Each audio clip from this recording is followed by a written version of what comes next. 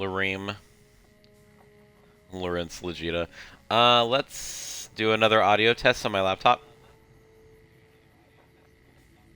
How's that sound, y'all? Does that sound juicy?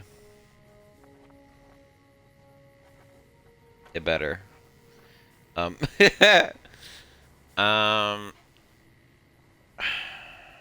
oh wait, what am I? Okay. Okay. I think I have this nice adjustable chair. Uh, there we are. Okay. So yeah. We're starting off over here, back at the frickin' fort, because that's where we were supposed to, already have talked to Cheezer already, but my controller batteries were low, and I hadn't used it as much since the last time I charged them after that little incident, so I'm hoping that the same thing will happen again, because if it does, I'm gonna take somebody's life. I'm gonna, like, get I'm gonna have a gamer moment. This is so we're just gonna run through this little conversation. I mean, fuck it. We're gonna run through this again for anyone who didn't see it again. Awe, are you ready to head upriver? Uh, who are you? I am Cursar Lucullus, and my orders are to escort you to the Legion's camp at Fortification Hill. Are you ready to go? What'll happen at the fort? You'll be meeting face to face with the mighty Caesar himself, founder of the Legion, conqueror of 86 tribes. To my knowledge, this is the first time Caesar has ever summoned one of the dissolute to see him. Not even tribal chieftains receive this honor. Who are you calling dissolute? All who are not Legion are dissolute. They live in squalor, unrestrained by morality, lacking moderation, temper, and self-control. Their very Right. existence is a blight on the common good. Even worse are the profligates, the subtype of dissolute one finds this side of the river. They hold themselves to be civilized, when in fact they are corrupt and self-interested. The truth will be made clear to them soon enough. And I'm sure your Lord Cheezer has all the fucking answers. So what have I done to earn this honor of, receiving a special visit with the mighty Chizar? You'd know better than I would, but you must be remarkable for Caesar to take such an interest. Okay, I'm ready to travel with you. The trip will take a few hours. Take your place on the boat.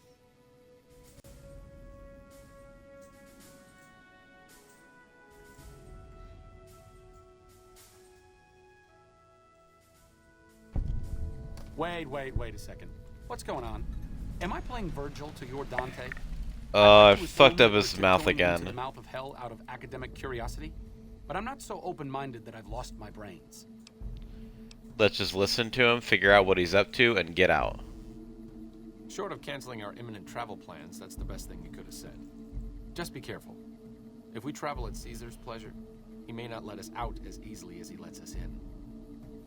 By order of Caesar, all okay. visitors must disarm and relinquish all banned items. This order also extends to the platinum chip you carry. For now. What is considered a banned item? Alcohol and all chems, including stims and other addictive items. I have to bring them along. Congenital heart defect. I know not why Caesar would wish to speak with such a physically inferior one, but I will allow this one exception. You may bear Caesar's mark, but do not attempt to share any of your medicine with anyone in the fort. Why can't I just continue on? Caesar strictly forbids the use of chems and alcohol. By his order, all visitors must also relinquish their arms upon entry. If you come in peace, then there is no reason to not disarm. You will not be harmed unless Caesar wills it. Okay, I agree to disarm. Your belongings will be returned to you when you leave. Alright, let me try to save it and then reload, and hopefully that'll unfuck Arcade's face.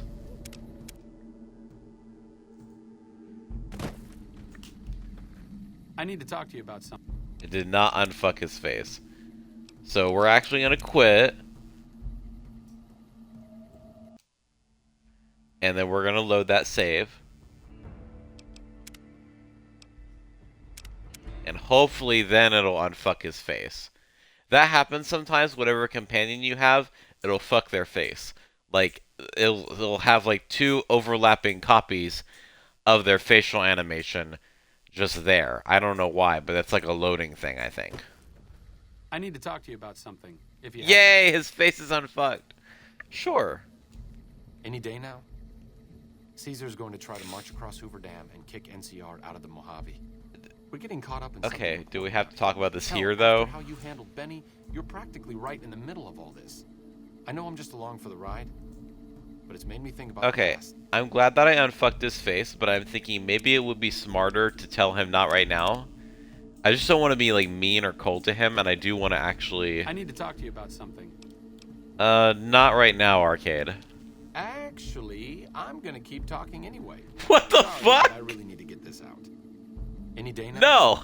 No! No, wait! What?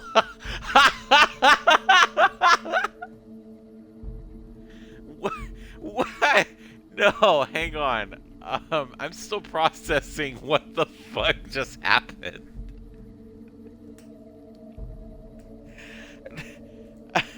I did.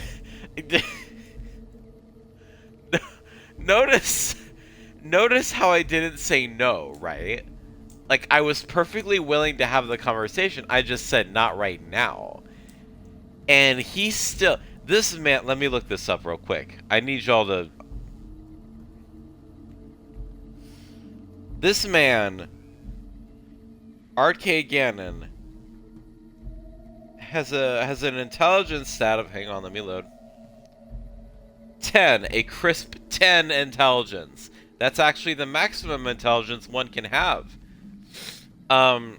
So he and his infinite intelligence thinks that this is a good place, surrounded by the fucking Legion, to start talking about plans to have a trump card against the Legion. No, like, what? The fucking... Can I say... Can I call... Am I allowed to call this caucasity? Am I allowed to... Like, if I'm white, do I still know caucasity when I see it? Or do I have to defer to... Do I have to defer to a person of color? Because I don't know what else to call this. This is incredible. But I don't... Okay.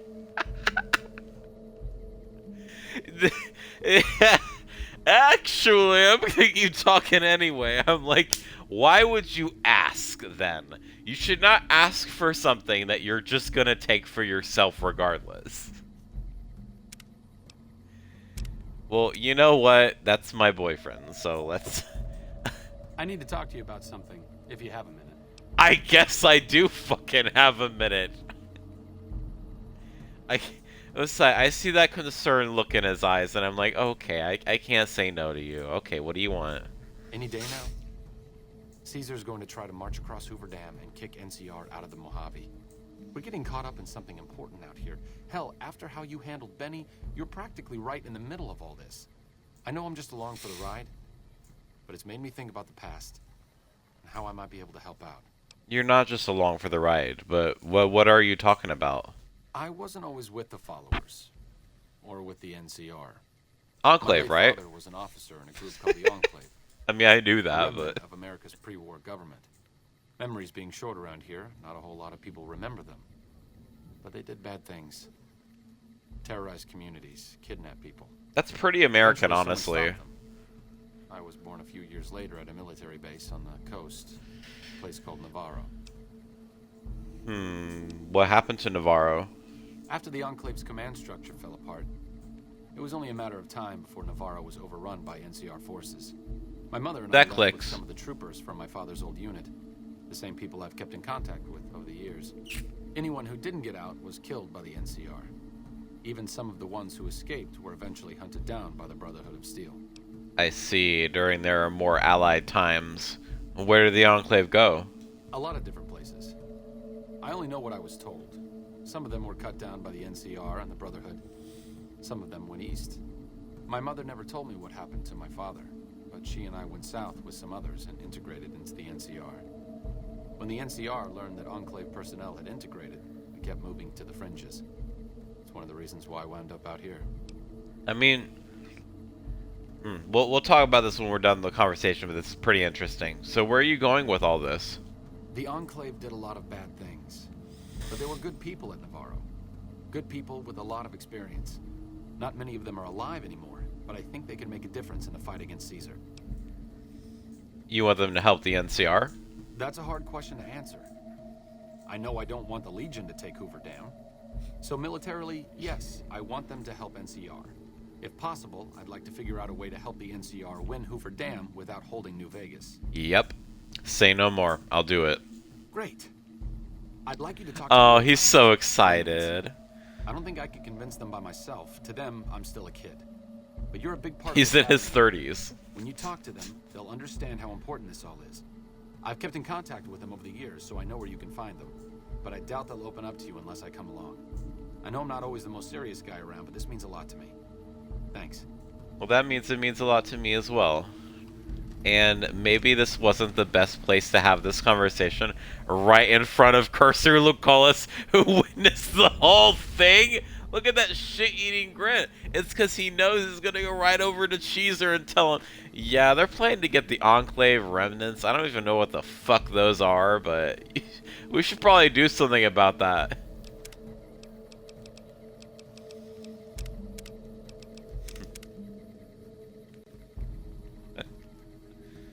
So, yeah, the Enclave, that's the thing, like, it's kind of... Obviously, they were evil, right? Like, they were all of the worst aspects of America condensed into this, like, evil extract. They were also almost sort of a tribe, because you have people like Arcade who grew up with them. Like, literally, like, he was raised by Enclave soldiers. So, his was not a choice. Like, it's not like he was, like, a fascist and then he changed his ways. He was literally raised in this fucking post-apocalyptic paramilitary organization. So he had absolutely no choice in the matter. And as soon as he left, he like, joined the followers. Like, he became, like, this, like, beacon of, like, wanting to help others. You know what I mean? So this isn't even, like, some kind of redemption thing, but we are going to be meeting... once we do embark on his quest, we are going to be meeting the remnants, and they're interesting. Like, they're old.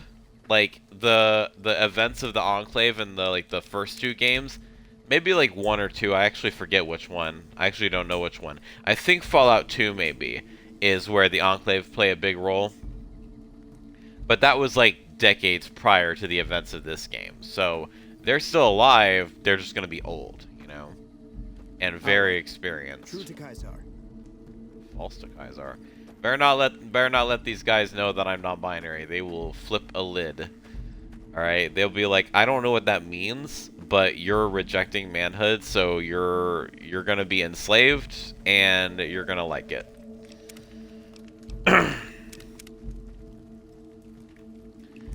There's this freaking guy. So you're the visitor I've heard some of the legionaries talking about. If you're in the mood to trade, just say the word. He's nice enough, but he's also trading with the Legion. If we do end up going back to Mojave Outpost and talking to Cass, she'll tell us a little bit more about, like, caravan life and trading and whatnot, so we won't get too much into that yet. I don't really want to trade with him. Have you ever met Kaisar? I haven't had the pleasure. I have crossed paths with Legate Lanius, his second in command, however. It was unpleasant. Tell me about the Legate. He's the best the Legion has to offer, or so the legionaries say. Brute of a man, wears a fancy metal mask in a battle. He killed one of my pack Brahmins simply because it was in his way. Ugh. I knew better than to complain about it, though. Y'all know I hate people like that who respond violently to basic, you know, everyday inconveniences. I guess I'd like to know more about you. Shoot. Are you part of the Legion? No, sir. I'm an independent trader from Arizona. Is it dangerous to trade with the Legion? Not at all. They're my best customers. As long as you don't try to sell them chems or alcohol, they treat you fair. Hell, I don't even need to travel with guards most of the time in Legion territory. All the bandits are dead or run off. Do you ever trade with the NCR? Between having to hire protection and getting slapped with taxes, it's more profitable to stick to Arizona and New Mexico. But I do cross the river from time to time when an opportunity comes along.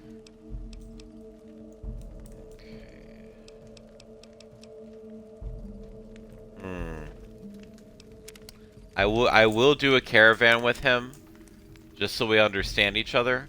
But also, I want his Howdy money. again. So in this way, I'm actually hurting the Legion by taking money out of his pocket. I'm gonna roll over you.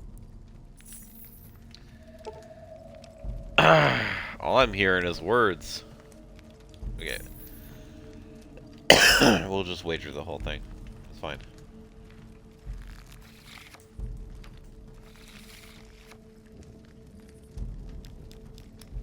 Play some of the weaker cards first. And give him an opportunity to... Okay, so we're gonna do that then. That's fine. Maybe I'll save my Joker for later.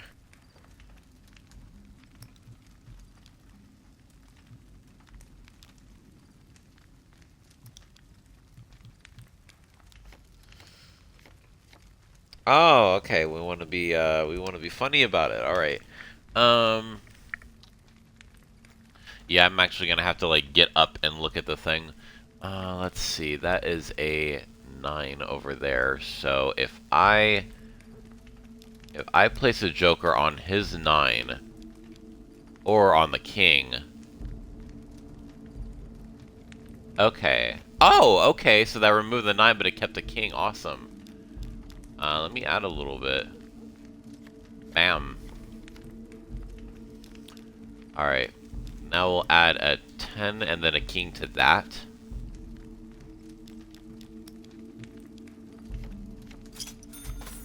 Okay. Works for me.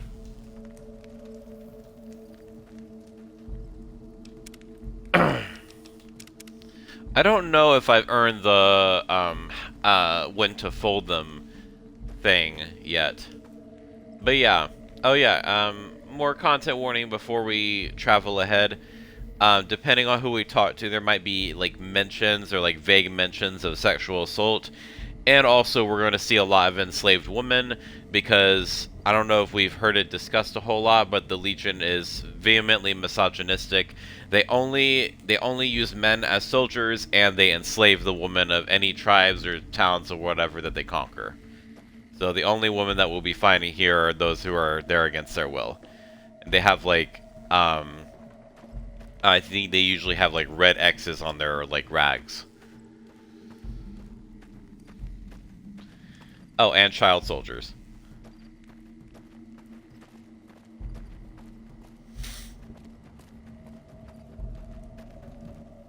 Our way, true to Kaiser. Okay. Obviously, I hate the Legion, right? But again, that little voice line right there is so freaking soothing for no reason. It's like a vocal sim the way he says it. Oh wait, true to Kaiser. Like, what? It should not be as soothing as it is.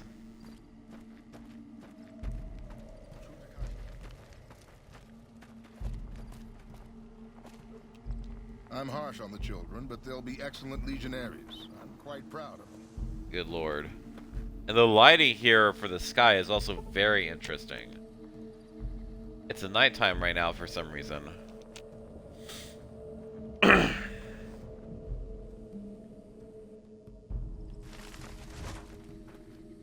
Yep, same lighting in here, I think. So this is the Legion's main camp area. We got the arena. We're not going to do that, but True to Kaiser. we can talk to different people. We did a lot of shit to fuck with the Legion, but after we dealt with Benny, we received, let me look at it. Like, I think we got like a note and everything. Tragedy. Okay, we didn't get a note. like we did with the NCR, but we did get the Mark of Kaisar, and we got a visit from, I don't even remember, I think his name was Ilario.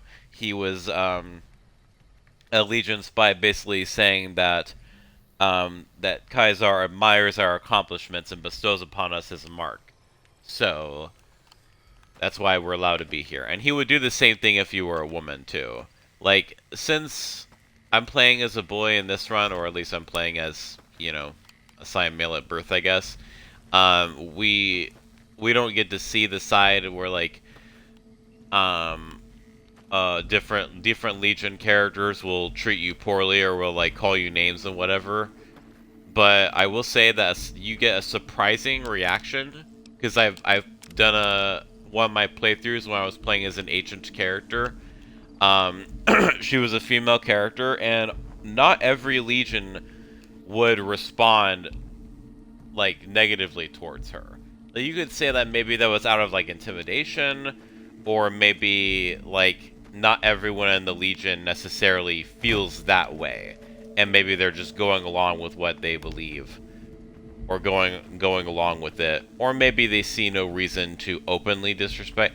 That Our way, true to Kaisar. on his back is a 12.7mm submachine gun. It's one of my favorite like guns in the game. Our way, true to Kaisar. Okay, that's not. If you're injured, I might have healing powder to spare. You're a doctor? I never finished my training. The Legion saw to that when they overran my town. I do know basic first aid, but I've had to rely on tribal remedies to treat illnesses and injuries. Healing powders and all that.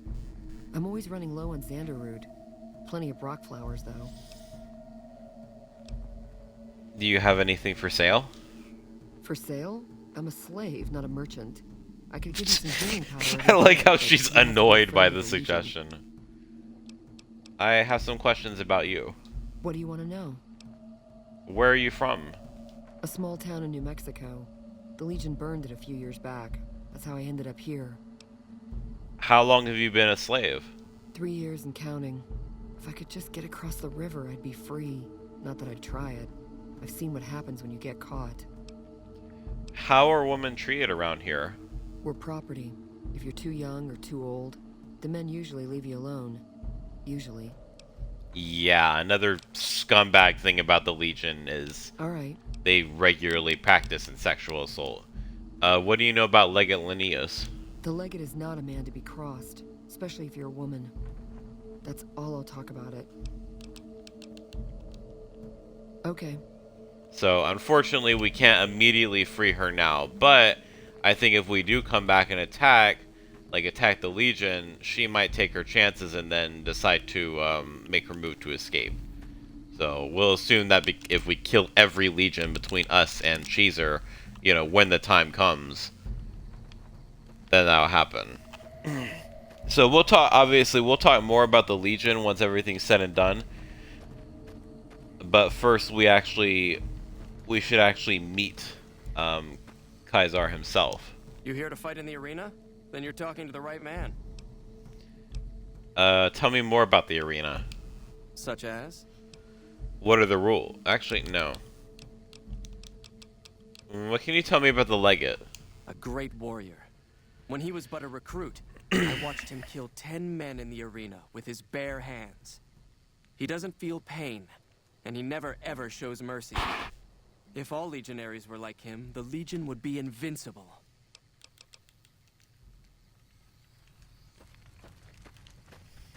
So, one little knick-knack, obviously they have like this Roman aesthetic, and they actively read Latin. So they have access to Latin. They might have access to Latin textbooks or something like that. Outsiders are a rare sight at the fort. Step carefully around here and you might just leave alive. I'm Anthony, Master of the Hounds. Nice dog. Lupa. Yes, she's the mother of a lot of our best dogs. She's getting old, but she's still a tough old bitch. Aren't you, girl?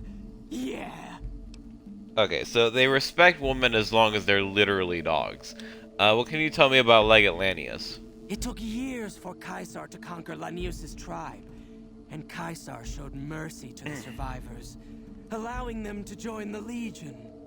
Had the positions been reversed, Caesar would be dead.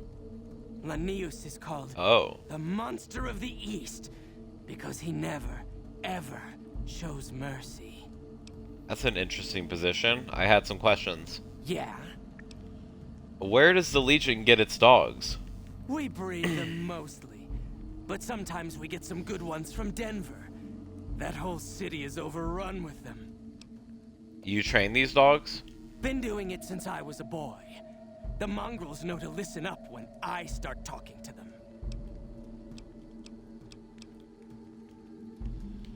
So, well, we might learn that a little later.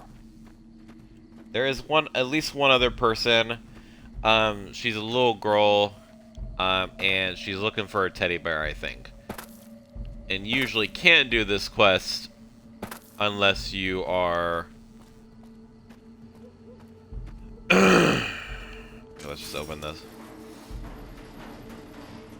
Unless the Legion are still alive, so...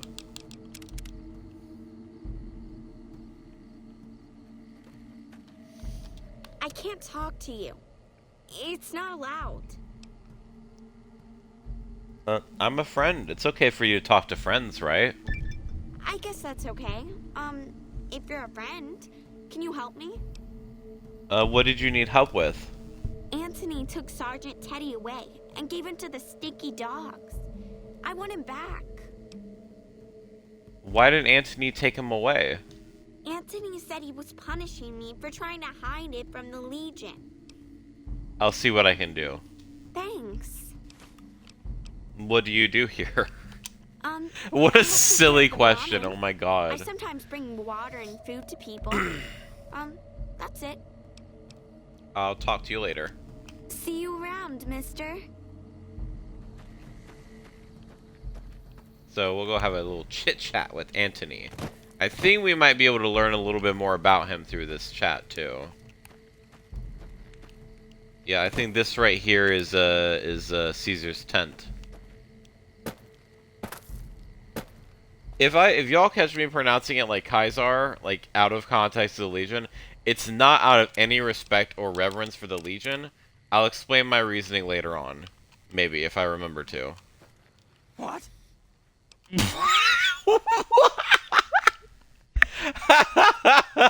What? Like, you got PTSD or something? I'm here for Melody's bear.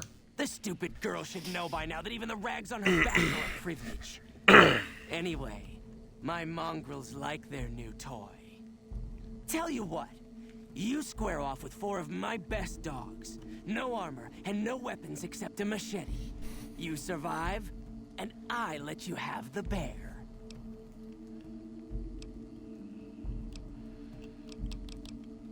You won't mind if I kill them? I think they'll probably end up killing you. I trained them myself. But if you do win somehow, the mongrels will at least get honorable deaths. The mongrels won't touch me. Animals like me. I thought something was wrong. We usually have to pull them off any visitors to the fort. Well, that's no fun. Take the bear. Send them something else to chew on. Hang on. What? Tell me, how did you end up joining the Legion? When the Legion showed up, we fought. Most tribes did. Oh, mentions of violence against animals as well. Hangdogs hung out longer than most. Broke us by throwing our dogs on the fire. So we gave up. Our elders couldn't bear the idea of our spirit animals burning in the afterlife. Caesar was impressed enough to conscript us. Use our skills with dogs to join the Legion as hound masters. So in case there were any doubts about what kind of person Caesar is. I've been around dogs all my life. They're my life. Always were. All the way back when I was a tribal. One of the hangdogs outside Denver. Dogs roamed that city. Our tribe made peace with them. Thought they were our spirit animals. Helped us hunt. Provided for us in some lean times. Then the Legion came. Good thing, too. Stronger now. Don't need those beliefs anymore. Yeah, stronger on the outside, perhaps, but weaker on the inside. Later.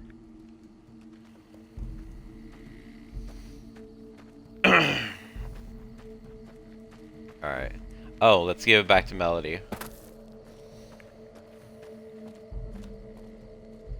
Oh, so much to talk about. But like I said, I want to wait until we have those crucial conversations. Hi. I got Sergeant Teddy. He's a little chewed up. That's okay. I'll fix him. Can I have him now? Here you go. Thank you. See you. It was a little thing, but it's something I never get to do because I usually just take down the Legion before I have the chance. But for now, this is a mission of espionage. We will have our moment with him, but we will be patient and cunning as Boethia has taught us. Oh yeah, the Praetorians. We might be able to learn more about them too. You must enter Kaisar's tent alone. Anyone else must remain outside. Okay. Wait here, boyfriend. Okay. Just don't be gone long. I sunburn easily. Wait here, doggy.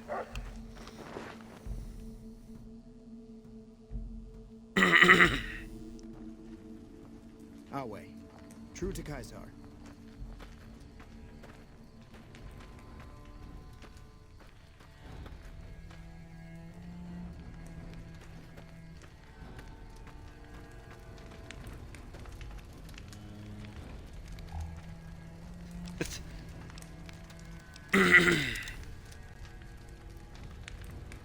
Yeah, I'm just gonna shine a light on his face during this whole convo.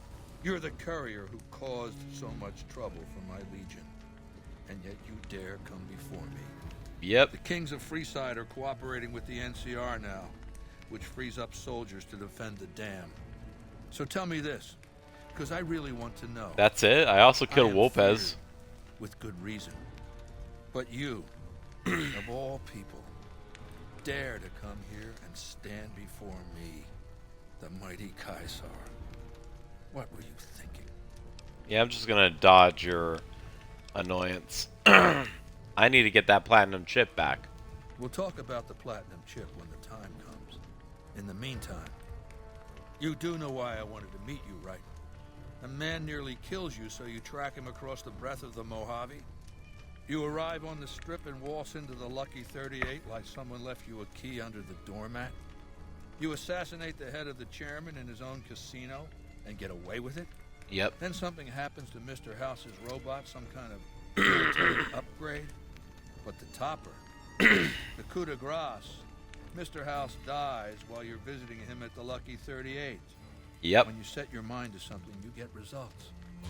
I like that. The question is, are you ready to get started? How do you know so much about me? I have eyes and ears everywhere. It behooves me not to invade the West blind and deaf. It hasn't been hard to track your progress. It's not as though you've been keeping a low profile. Fair Time enough. is fast approaching when my legion will assault the Great Dam and invade the West. Before that happens, I want Mr. House erased from the picture. Not just the man you killed, but what he left behind. His legacy. What do I have to do? Down the hill, at the west edge of camp, is an old building. It was here when the fort was taken in 2277. Inside the building is a hatch. And inside that hatch are two steel doors that bear the sigil of the Lucky 38 casino. Now that same sigil is on the platinum chip you were carrying. Isn't that interesting?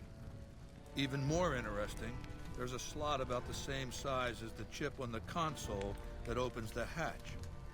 So you know what I think? I think the platinum chip opens those doors. Doors that can't be pried open, or drilled open, or blasted open. Because all that, I tried. What is on the other side of those doors? I don't know, and I don't like not knowing. I know Mr. House built it. I'm thinking it's probably some kind of weapon that he can't activate from a distance. Can your legionaries take care of this? Yes, but then I'd have to kill them. You don't get it, do you? The weapons I wield are forged from blood, flesh, sinew, bone. Mortal stuff. Fragile, even. And yet my legion obeys me even unto death. Why? Because they live to serve the greater good, and they know of no alternative. The greater good? House's machines, his technologies. What do they propose? The possibility of victory without sacrifice. No blood spilled, just rivets. That's not an idea to be put in circulation. If mankind's going to survive this moment in history, it needs warriors, not gadgets. And once I'm inside? I want you to destroy whatever you find in there. And then I want you to come back here and tell me about it. So go to the building and take this fucking platinum chip with you.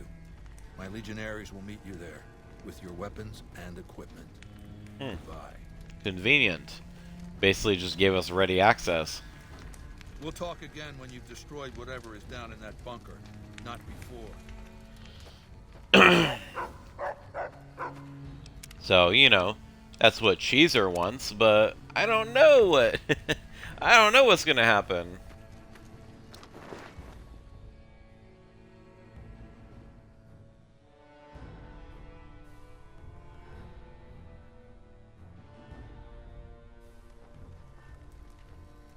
What a load of Brahmin shit. Can you believe that guy?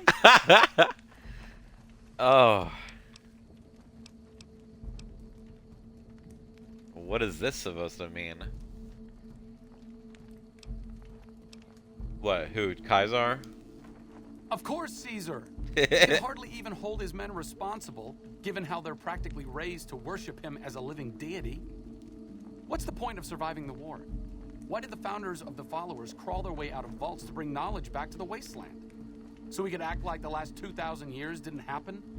Play dress up so we can fight ancient wars all over again? No way is he getting away with this. I'm not letting it happen. You're not letting it happen. Oh my god, I'm in love. Yeah, but we're on the same page.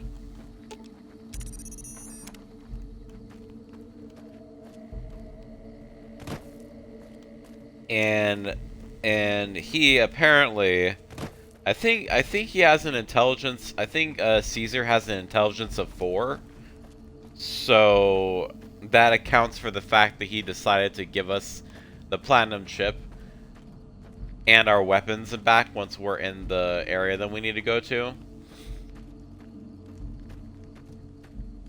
We'll learn a little bit more about him when the time comes, though.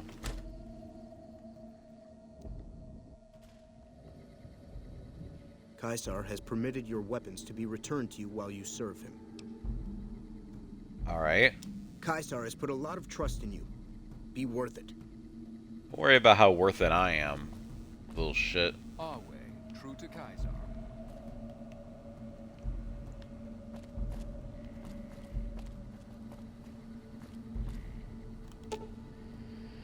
The console hums quietly, powered by some unknown source. There is a round slot on the console, about the size of a large poker chip. Insert the platinum chip into the slot. Come on, boyfriend and dog.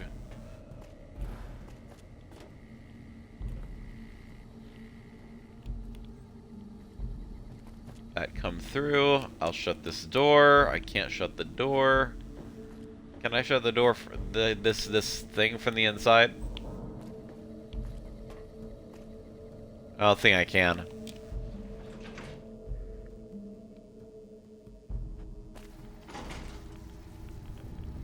Oh, it's irradiated.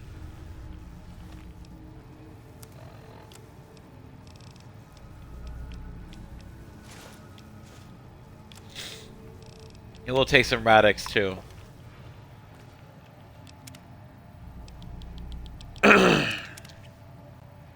it reduces the amount of radiation we take.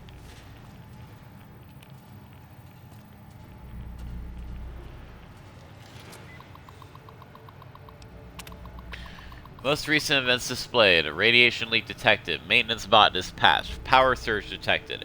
Maintenance bot non-responsive. Moving to security alert level 1. Protectrons activated. Turrets activated. Sentry bots on standby. Okay. So that was in November of 22. Oh, so that was relatively recent. That was within the past few years of the events of the game. Turrets active.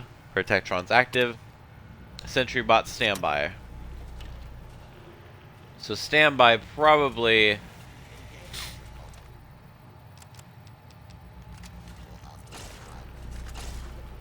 Be careful, arcade. I mean, it's just a Protectron, but still. Oh, okay. Yep, okay. I just shot off the head of a corpse.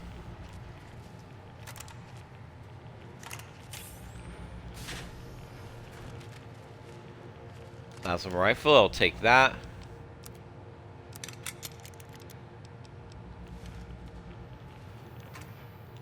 Oh, yes.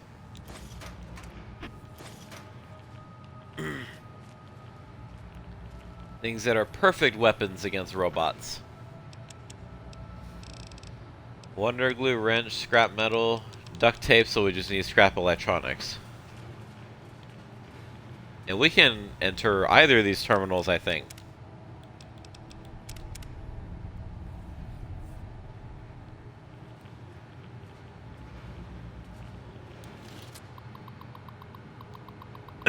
This is for the Protectrons, I think. Thankfully, I don't think they're as tough as the turrets, but still.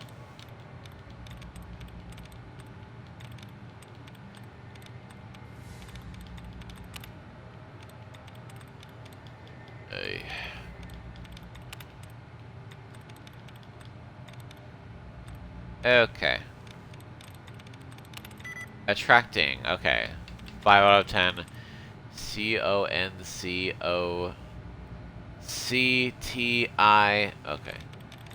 R-E-C-R-E-A-T-I-N-G. Okay, perfect.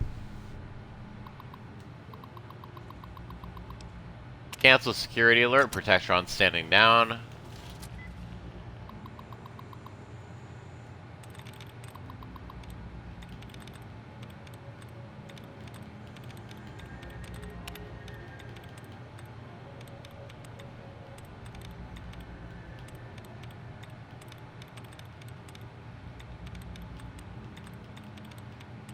Not a whole lot of duds here, are there?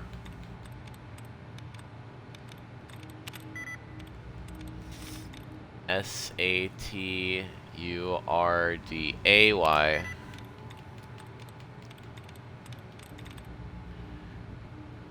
S-E-R-V-I-T-O-R.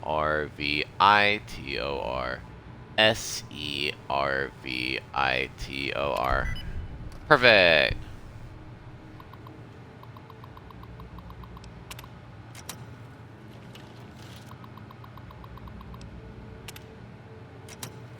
Okay.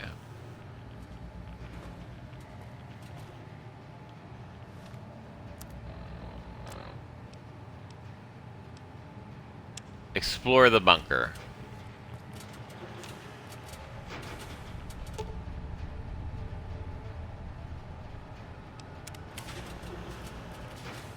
Oh, hello, y'all.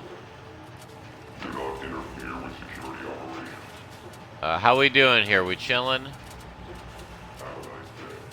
Thank you, likewise. So sweet.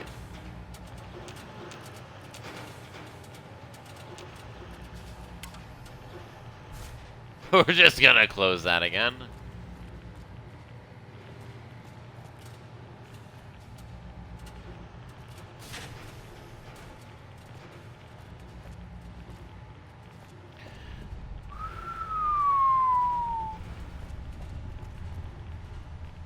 An army of Securitrons. I forget if we learned that already, but I knew that already, so... Is all, like, these are just rooms of these things.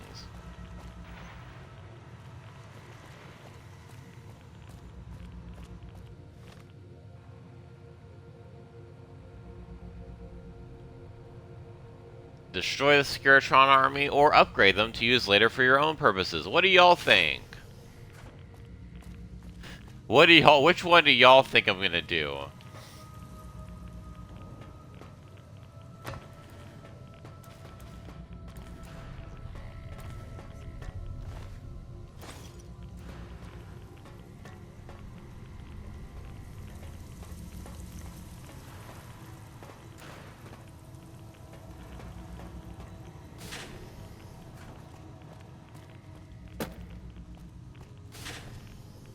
And even more.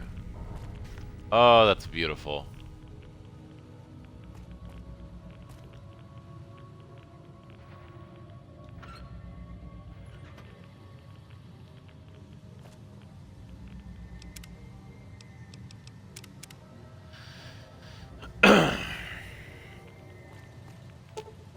This is the Securitron's operations console for the Securitron Vault. Software updates can be installed from this console. Insert the Platinum chip and install the Mark II upgrade software.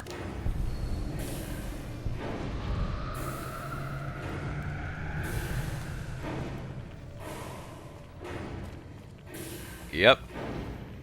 And radiation does not affect robots.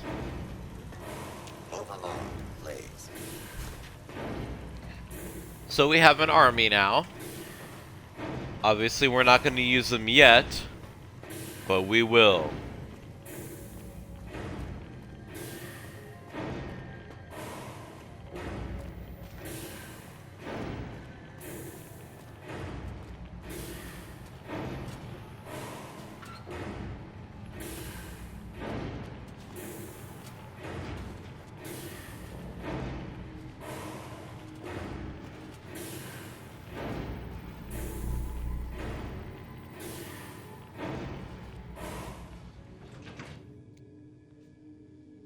So, Kaisar doesn't necessarily know what happened in there. Because he doesn't know what's going on there to begin with, so...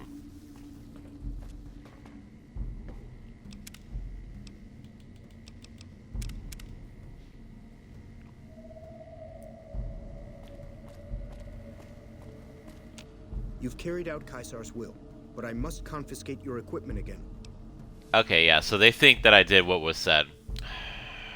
Sure, here you go. You're free to leave.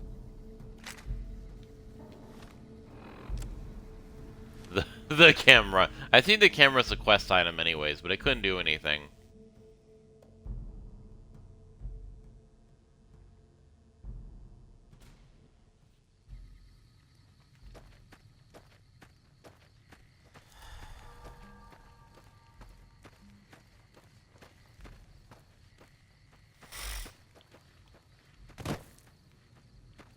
I think depending on where we are, we might be able to see Hoover Dam from here.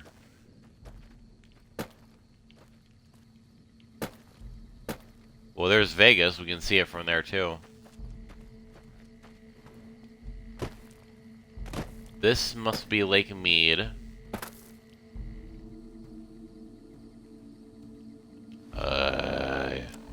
Oh! Didn't know it did that. That's pretty cool.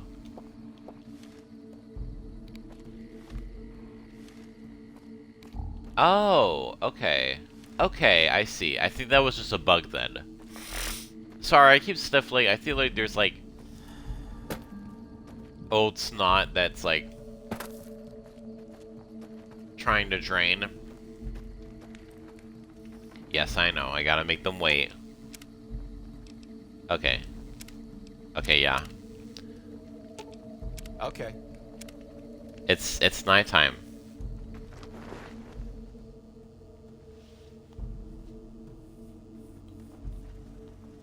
Our way. True to Kaiser.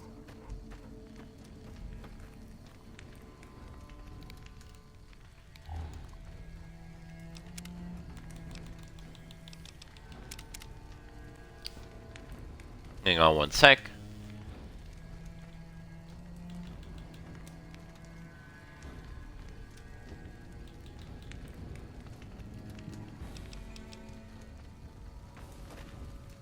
I felt the ground shake a while ago. I'll take that as a sign you've got the job done. Sure. I've read Mr. House's obituary. Had a high opinion of himself, didn't he? With Mr. House out of the way, I can focus on smoothing out a few lingering complications elsewhere in the Mojave. First up are the boomers of Nellis Air Force Base, a tribe so reclusive it lobs artillery shells at anyone who comes near their settlement. I want you to offer them an alliance with my Legion. My terms are simple. Target their guns against the NCR side of the dam when I assault it, and they can keep their freedom. If you find they aren't amenable to this offer, destroy them. I have some questions to ask. What did you want to know?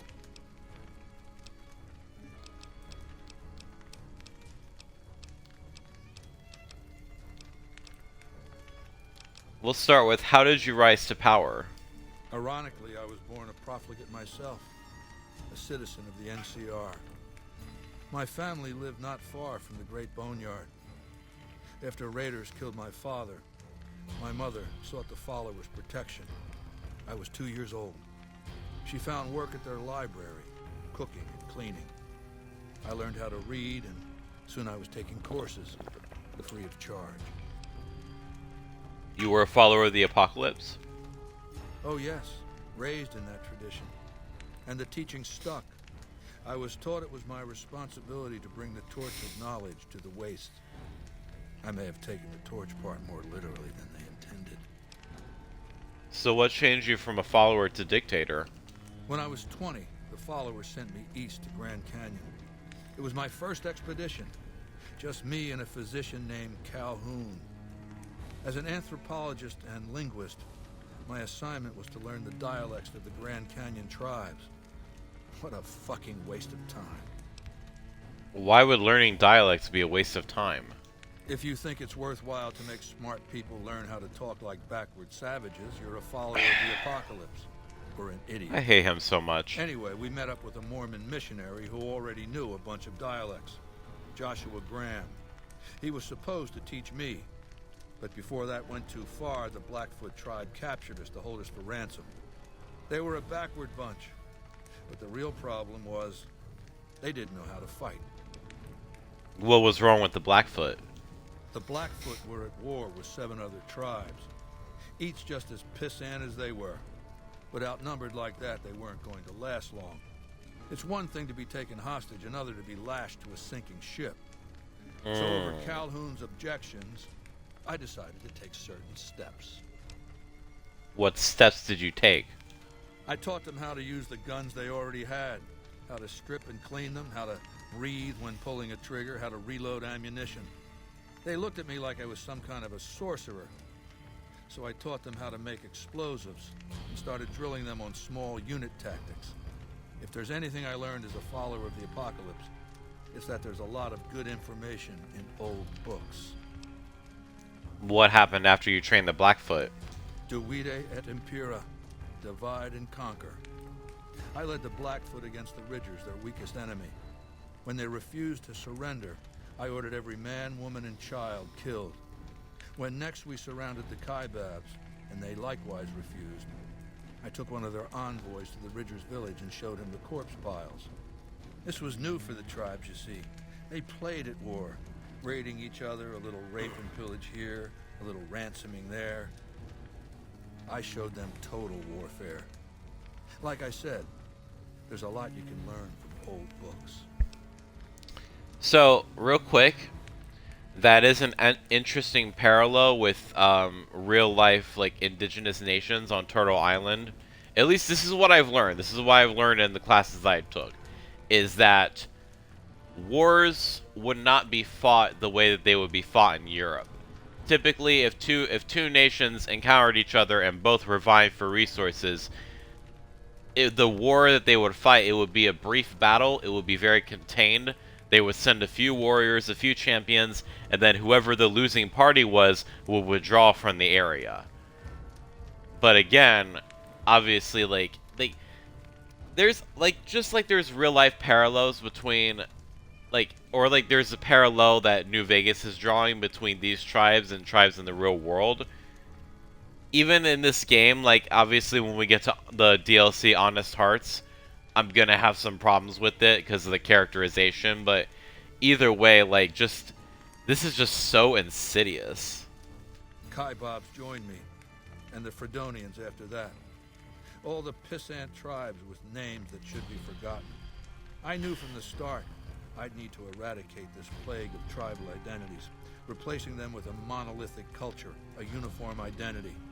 So that's what I did once my confederation of tribes was large enough. I crowned myself Caesar and created a single great tribe, my legion. I sent Calhoun, the follower captured with me, back west with a message that I should not be interfered with.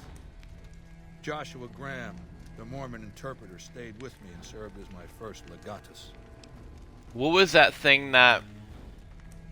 Here's a quote from Assassin's Creed Revelations, like, to paraphrase, the world is a tapestry of many different colors and fabrics. A just ruler would seek to celebrate this, not unravel it. So, where any normal person might just see these various tribes as just people, communities, nations, he would see that as some kind of plague, like some kind of sickness. Like that's something that's a problem that needs to be solved. Like, and since forming the Legion, all you've done is conquer other tribes? That's right. Decades of warfare, absorbing lesser tribes, gathering power, forging the dross into a vast, razor-sharp scythe. My Legion's expansion has never ceased. Much of the Utah and Colorado and all of Arizona and New Mexico are mine. We have cities of our own, but nothing compared to Vegas. Finally, my Legion will have its Rome. Okay, let's talk about something else. What else did you want to know? I've heard rumors of your legate, Linnaeus. What's his story? Linnaeus is the greatest of my battlefield commanders. Some might call him a great man, but I'm not sure he qualifies. Oh. Once, he was the greatest warrior of the Hydebarks, a tribe of the Arizona. Maniacal in battle. Sometimes he'd ambush Legion patrols by himself.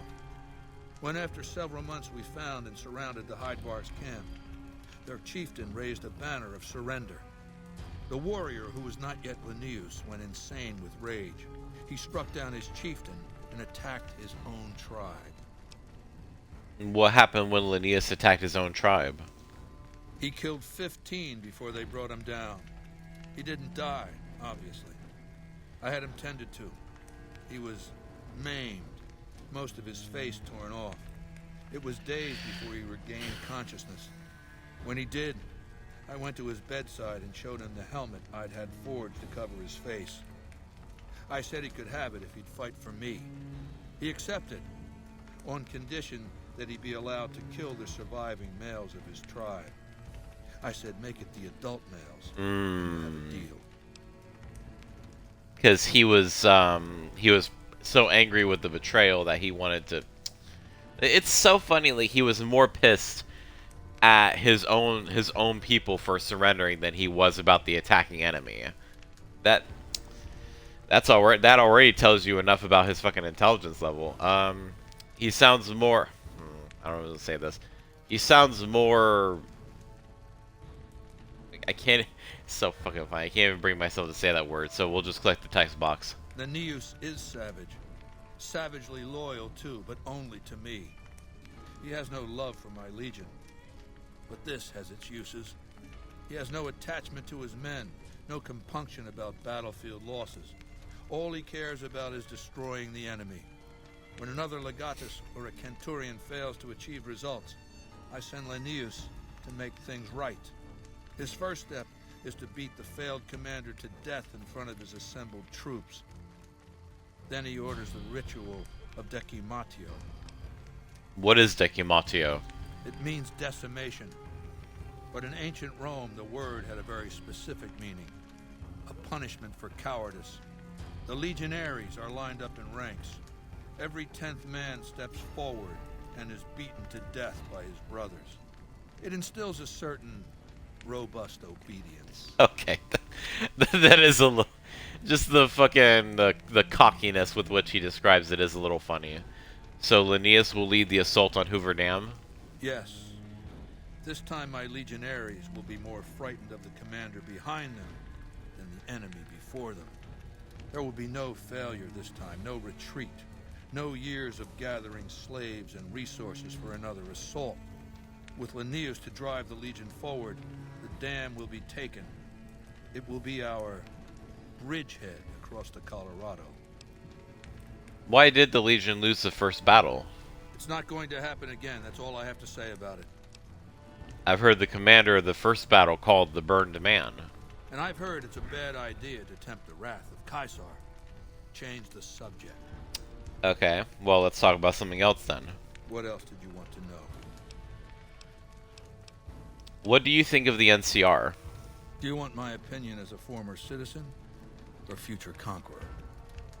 Actually, my opinion's the same either way.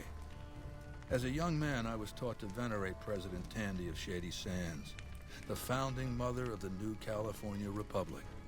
Did you know her presidency lasted 52 years? And that her father, Aradesh, was the Republic's first president? Does that sound like a democracy to you?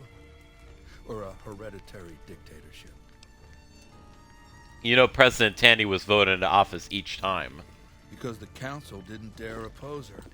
She was too popular. She had the people's love. So things ran smoothly, more or less. Right. And as soon as she was gone, as soon as there really could be democracy, what happened then? Ever since losing its queen, the NCR has been weaker, more diffuse.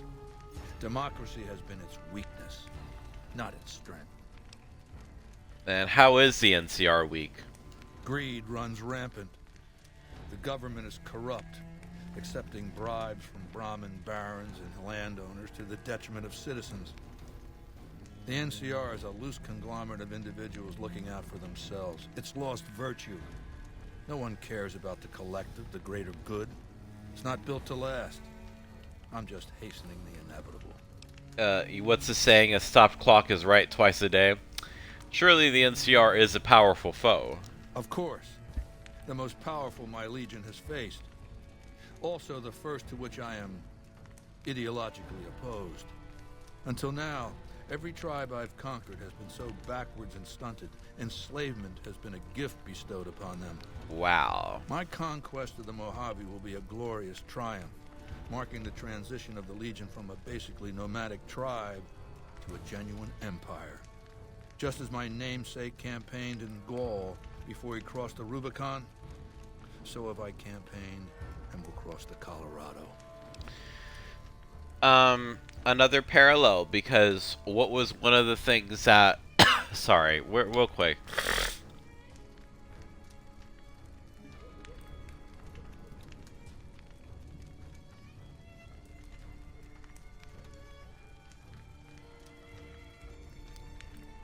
I'm just coming off of the allergy, so... A real-life parallel was when colonizers were first starting to visit Turtle Island and, you know, colonize. One of the things, like, Europeans would hear about it and would be distressed because they're like, hey, wait, well, what about all these people that you're murdering and trying to enslave? Because they typically... They would try to target indigenous people for slavery, but they ended up doing ended up enslaving people in Africa and then kidnapping them and taking them to Turtle Island. But it ended up being that they were just ended up like stealing their land regardless. And the justification that would be given is that they were savage, that they weren't even Christian, that they didn't wear enough clothes, like all of these things that they could think of basically to say, like, you know, like back in the day, anytime like a European country wanted to do something, they would consult the Pope for permission, for blessing, because as long as you have the blessing, if you have the Pope's blessing, you have the blessing of God. And that basically means you have carte blanche to do whatever you would like, as long as you bring back a little bit of gold so that the Pope can decorate his new scepter or something. So his thing, basically the belief that slavery was a gift to some of the tribes that he was conquering, just because he believed that they were backwards, that I have to wonder if that isn't like an intentional callback. This belief, this misapprehension that they're just ignorant, that they can't take care of themselves, like that you're doing them some kind of service by tormenting them, enslaving them, conquering them. What else did you want to know? What role will regional powers play in the conflict? I've analyzed the region's tribe to determine how they might be useful. I may tell you more at a later time, if it suits me. What did you know about Mr. House? I know he's dead. I know he's no longer a factor. That's all I need to know. Losers don't matter in the history books. He's a fucking footnote. Except losers do matter if they leave enough of an impact, good or bad, on the people around them. Why is Caesar's legion so strange? I used Imperial Rome as the model for my legion precisely because it was so foreign, so alien. I'd seen what had become of the NCR's attempts to emulate the culture of pre-war America, the infighting, the corruption. Rome was a highly militarized autocracy that effectively integrated the foreign cultures it conquered. It dedicated its citizens to something higher than themselves, to the idea of Rome itself. In Rome, I found a template for a society equal to the challenges of the post-apocalyptic world, a society that could and would survive, a society that could prevent mankind from fracturing and destroying itself in this new world by establishing a new Pax Romana. What does Pax Romana mean? It means a nationalist, imperialist, totalitarian, homogenous culture that obliterates the identity of every group it conquers. Long-term stability at all costs. The individual has no value beyond his utility to the state, whether as an instrument of war or production. So you'll destroy the NCR because you hate its inefficiencies?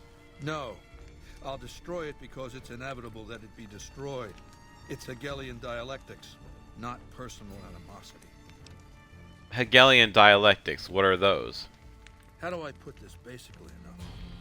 It's a philosophical theory, the kind you might encounter if you took time to read some books. I literally read and I'm literally smarter than you, but whatever. History as a sequence of dialectical conflicts. Each dialectic begins with a proposition, a thesis, which inherently contains or creates its opposite, an antithesis. Thesis and antithesis. The conflict is inevitable, but the resolution of the conflict yields something new, a synthesis, eliminating the flaws in each, leaving behind common elements and ideas. So what's dialectic about you and the NCR? The bombs wiped the slate clean. Human civilization descended to a level of ignorance that effectively set our cultural progress back to zero. That's not even true. All the problems of the ancient Roman Republic. Extreme bureaucracy, corruption, extensive senatorial infighting. Just as with the ancient Republic, it is natural that a military force should conquer and transform the NCR into a military dictatorship. Thesis and antithesis. The Colorado River is my Rubicon. The NCR Council will be eradicated, but the new synthesis will change the Legion as well. From a basically nomadic army to a standing military force that protects its citizens and the power of its dictator. What is that machine in your tent? It's called an autodoc. As the name suggests, it's an automated physician, more or less. He can treat broken bones, cuts, punctures, scrapes. Sometimes I bestow its use upon someone I favor. Makes for a powerful gift in a culture that forbids painkillers and is largely ignorant of medical science. Yeah, because that's things that you're neglecting to Even with the boomers to deal with, you have questions? Yes. Are your bodyguards special in any way? My Praetorians embody the martial ideals of my legion. Each one of them has done enough conquering and killing to deserve the rank of Centurion. Instead, I invited them to join my guard. So the invitee chooses whichever current guard he thinks is weakest and challenges him. The fight is to the death. It keeps them from getting complacent. How long has Lucius been the head of your Praetorians? Lucius has been the head of my guard for 5 years now. He was a subordinate guard for 8 before that. No invitee has dared to challenge him yet.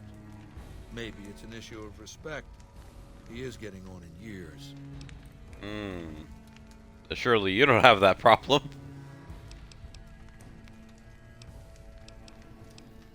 That's enough questions for now. What else then? Goodbye. Come back when you have news about the boomers. Oh, that's not good. I don't want to be accepted by them. I hope also that that doesn't void my progress with the NCR.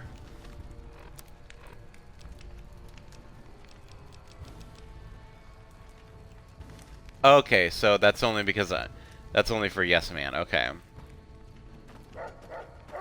So we learned a whole lot from him actually. And we'll talk about it when we're out of the tent here. It is a great honor for anyone outside the Legion to get an audience with Caesar. Tell me about the Burn Man.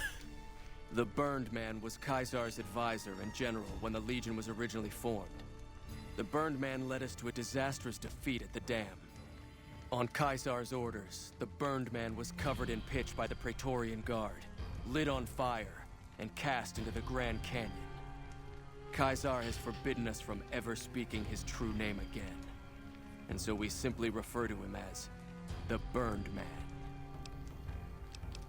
Are you the Legion's second in command? No, Legate Lanius is Caesar's second. The Legate replaced the Burned Man after the Legion's defeat at the dam several years ago. Is there anything you can tell me about the Legate? He's the best warrior in the Legion. A full legionary by the time he was 12, he's never lost a battle. Had the Legate been in command during the Battle of Hoover Dam, the Legion would have won. I have no doubt about that. I see. I've noticed that you don't carry a gun. It's a tradition in the Praetorians to specialize in unarmed combat, because weapons can break or jam when needed most. However, our unarmed techniques favor offense over defense. We can charge the enemy and flatten him with our first strike before he can react. Actually, if we have a copy of that magazine, I don't know what it's called. Boxing Times. We can nab that technique from him. And we read that shit. So we can steal a little knowledge from the freaking people. Yes. Do you have something to report? Can you teach me the Praetorian unarmed technique? Of course. This will take some time, and I'm not a forgiving teacher. You've learned the Legion Assault special move. To use this technique, initiate a power attack running forward at an enemy. Yes. Do you have something to report? I have some general questions for you. I'll answer if I can. How did you end up joining the Legion? When I was a boy, the Legion conquered my tribe.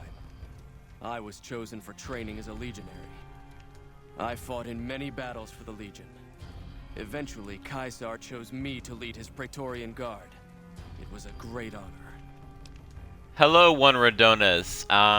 Welcome to the stream. Yes, this is... No, it is not my first playthrough. I don't know why my first instinct was to say yes. I wasn't lying. That was just literally, like, I opened my mouth and I started saying that. I think because my mind went to give an affirmative answer. No. I've played this game a few times. I have, like, meta knowledge. I'm just playing this game. I like every once in a while I'll pick a game to stream, and I'm doing this one because I think it won on the polls. what do you call it? What happened to the rest of your tribe? Girls and women were enslaved, and many of the men and boys were also chosen to become legionaries. The rest were killed. You don't hate the Legion for what it did to your tribe? We were savages. The Legion raised us up, made us better than what we were. Oh, man.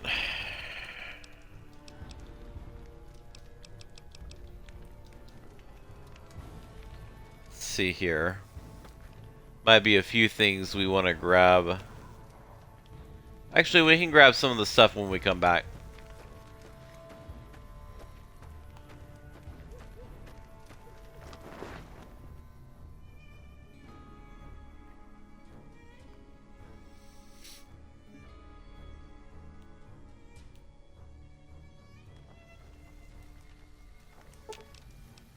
Lead the... Alright, we're done here.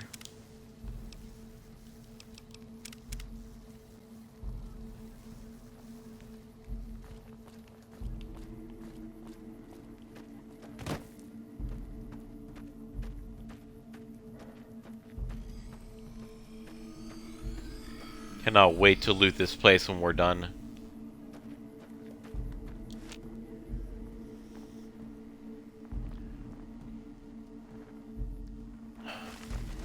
So, the Legion, that is our, like, obviously, like, we hear about them throughout the game.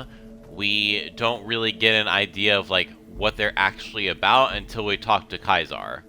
So, one of the interesting things we'll talk about, he does not mention the Legion's misogyny or why they only recruit men and enslave women and girls. Well, technically, his entire army is enslaved to a degree, just in different tiers. Like, they are basically conscripted to him, they serve only him, and they're not allowed to deviate from that. But they are also rewarded for their service. But and just like with girls, boys are also conscripted, so the Legion has child soldiers and uses that freely.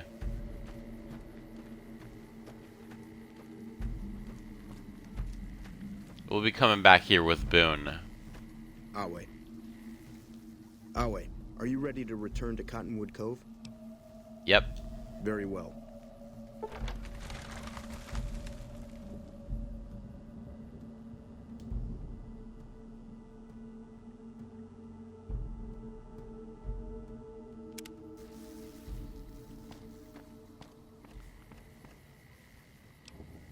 Alright, let me see if Arcade has that face bug.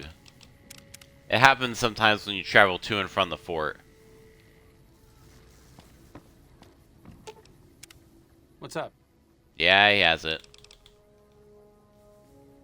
So we're gonna quit and then re-enter real quick.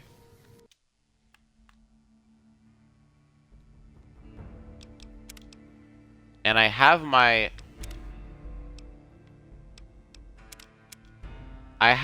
a hypothesis slash theory as to why that is, but first, like, why the Legion does that, or what Caesar's motivation is. But first we'll talk about some of the other stuff he was talking about. So basically, the Legion is an army of conquered tribes, all united under him, his banner, his will. They basically worship him like a god, a leader, a teacher, and you might notice that most of them are young men. So, I think I watched a video on it previously, I forget what it was, but either way, they're basically talking about the fact that the Legion's tactics are not the same as the NCR's. They don't focus on preservation of life at all. Oh man, there's a guy that we can talk to in one of the NCR camps that offers like great insight to that. Somewhere in this general, I think it's like somewhere in this general area here. It's like Camp Golf, I think, maybe.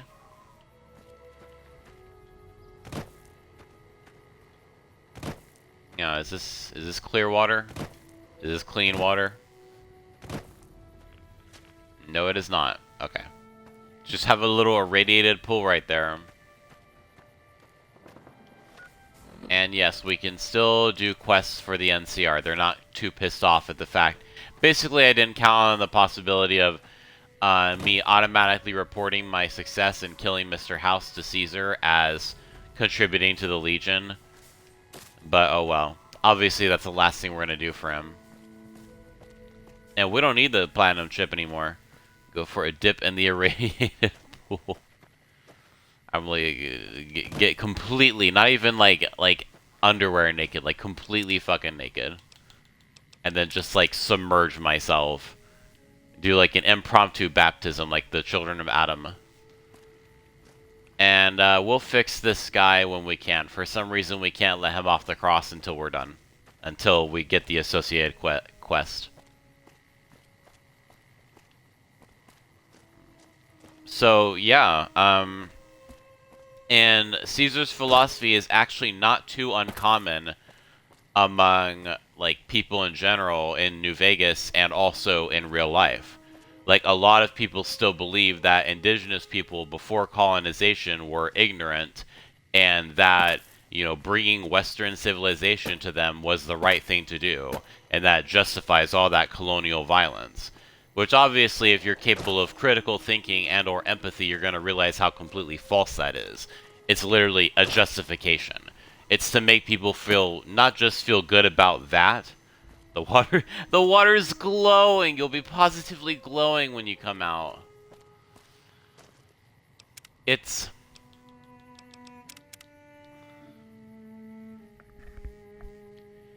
what do you call it? It's the justification of the continued occupation, right? The continued presence of the U.S. when indigenous people have survived and are still alive. And at no point ever gave their blessing or permission for their land to continue to be occupied, right? So to properly criticize the Legion, we have to identify and properly criticize that belief system. We have to dispel that. We learn a little bit more about how the tribes of Fallout live once we do the Honest Hearts DLC, but they're basically just chilling for the most part. Like they exist, they live, they subsist very similarly towards how indigenous people might have done pre-colonization. Like they're basically culturally modeled after them in sometimes very surface level and disappointing ways. But either way, that's the context for them. Is they usually wear their bare essentials. They subsist through hunter-gatherer techniques. And depending on where they are, they'll have their own brand, so to speak. Like they'll have their own thing that identifies them. Like the hangdogs, they are identifiable by their particular companionship with their animals. Like they are tied psychologically to their dogs, and that's how they were able. That vulnerability was what the Legion targeted to get them to convert, basically, saying that you can either join us or we will burn your dogs alive. And in their minds, burning their dogs was a way to keep them from being in the spirit world and to keep them out of the afterlife. So very, very cruel techniques on animals. And like I said, part of what's particularly insidious, like what's hard to stomach when it comes to cruelty against animals versus humans, it's not that animals matter more or less. It's that humans, at least when you're old enough, you can understand the harm that was brought upon you, right? I'm just walking because I'm conversing. You can comprehend the harm that's brought upon you and your loved ones, what you're enduring, and you can figure out you can understand what people's motivations are, that what they're doing is evil. But if you're an animal, you don't know what's going on. You're just confused. Like, why is this person hurting me? And that's what. So if there ever appears, if someone well, I guess some people do care more about animals than their fellow human, but either way, that's not always the case, right? But yeah, each tribe is distinct, has its own cultural identity. They usually have their own, like what he was saying, they usually have their own dialects. Usually they're influenced by by English and whatever languages, whatever immigrant or indigenous communities in the area would speak as well. It would be kind of combined to be this own dialect slash sometimes its own language. It might be easy enough to understand if you speak English, but there's a word like Auslander, which translates to Outlander, that I think is in the Dead Horses dialect. So it ain't that hard to comprehend, but especially if you have a high intelligence, you'll actually get a speech check for that. But either way, they just exist. And there's nothing wrong with that. Literally the only... it's not even that there's nothing wrong with that. You shouldn't even have to defend your right to exist no matter how you're doing it, as long as you're not hurting others. Like, this concept of advancement, you also have to criticize the concept of, like, what it means to advance, what it means to be better, what it means to be developed to first world, third world. Does advancement really all that amount to is just living the way that Europe lives?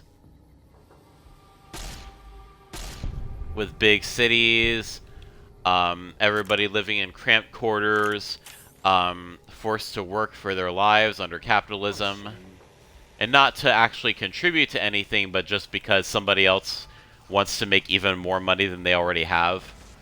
Is that advancement? Is that what that looks like? Because in reality, that only benefits the leaders. Damn. Wait, was that someone else? Because in reality, that only benefits the leaders of those cities, of those lives. That doesn't actually benefit the people in them. And that's partially my own opinion, but also I do know that if you are dealing with something that's compulsory, which under capitalism it is compulsory that you live the way capitalists want you to live, and if you're not already under that system, they'll involve you because that's money that they could be making and are not making.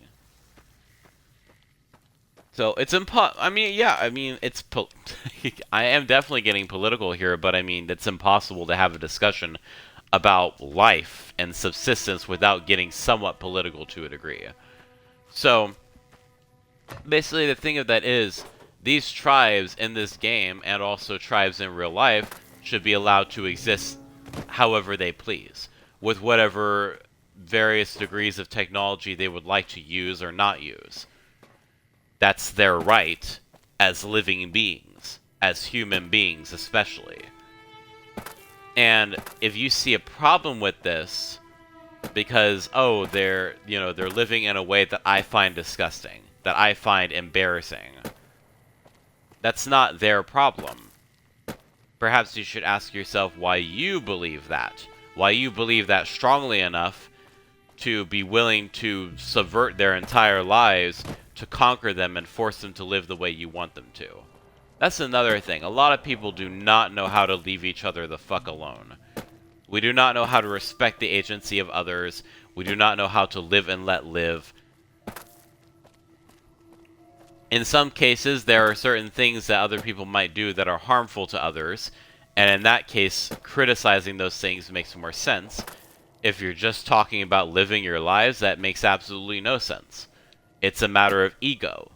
It's a matter of you feel... It's kind of like...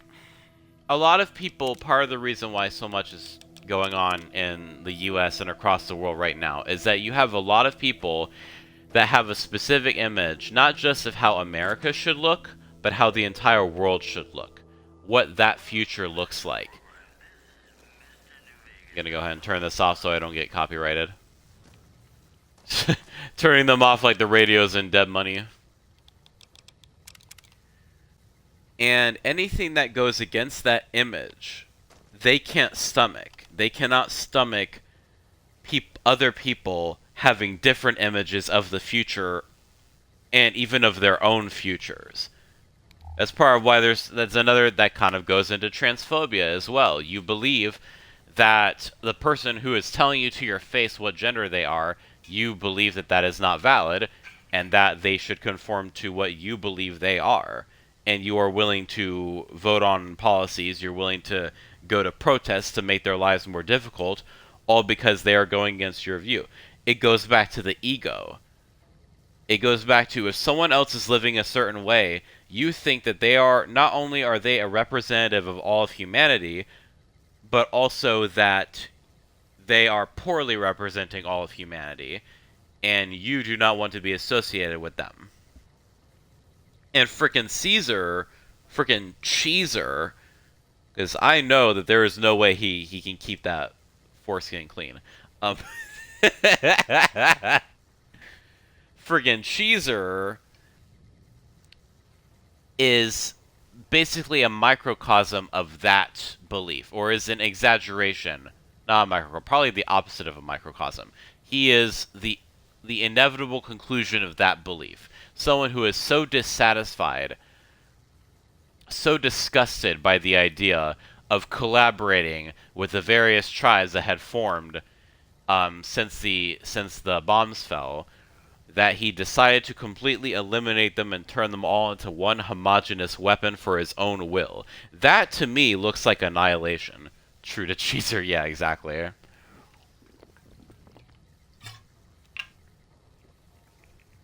That, to me, is annihilation. There is more than one way to commit genocide. You don't have to literally murder every member of the groups that you're targeting.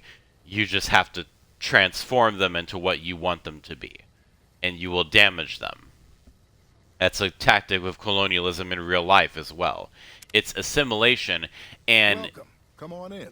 and it's kind of like, just as the philosophy of he does not like the way other people live, he champions the way that he lives. He champions the way that he makes his legion live as the superior outcome, but also what exactly is superior about it. What exactly is worth it? I'm pretty sure you talked to the cons about cutting their alliance with the Legion because of the Legion too. Yeah, exactly. You literally, well, I mean, it's not a big spoiler. I'll just say, if you want to try to get the Legion, because the cons are currently allied with the Legion, as Colonel Moore suspected, but there is a way to undo that, to make that not happen. And part of that does involve simply showing them the truth of who the Legion are, what their plans are. Like what Caesar, he just told us. He tried to say, hey, let's go get the boomers. You know, go get the boomers on our side. We'll promise them their freedom. He's not going to keep that promise. Half the boomers are women. You have woman. Mother Pearl is literally the leader of the boomers, and she is an elderly woman. So that's double. That's 2 crimes. Jeez. You're not supposed to be old in the Legion, and you're not supposed to be a woman. So they're not even gonna bother enslaving her. They'll just kill her. They literally they also regularly employ deception. I'm just last real world parallel I'll draw is I'm noticing a similarity between the way that the Legion lives and the concept of superiority of Western civilization. There are a lot of problems that I have with living in this country, the U.S., and it's not just problems with what they're doing to other people, other communities, or problems with what they're doing to people that I know and love, to me, with psychological problems that I have living in a place like this. I don't think that this is in any way a superior way to live. And if some people want to live like that, as long as they mind their own P's and Q's and do not involve other people unwillingly, then that's their prerogative. I don't want this. This is not for me.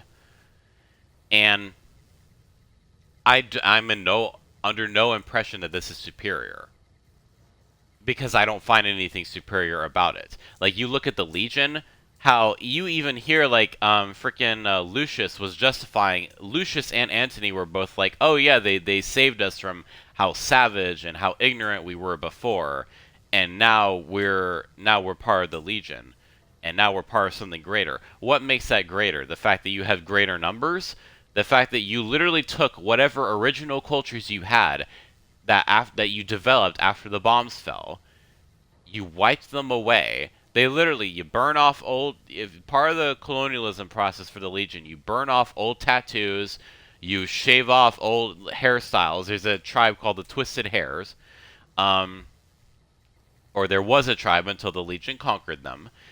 And they, like anything, like they split people up so that any old ties that you had, especially with any woman in your life, like your mothers or your aunts or anybody like that, that's done.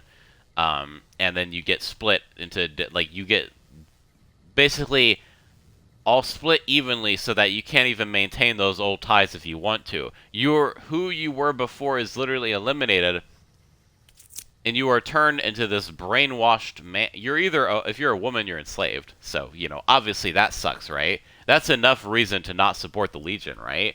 Because you basically have, well, we'll say in this universe it's roughly 50-50 odds. You have 50-50 odds of automatically getting the wrong end of the deal.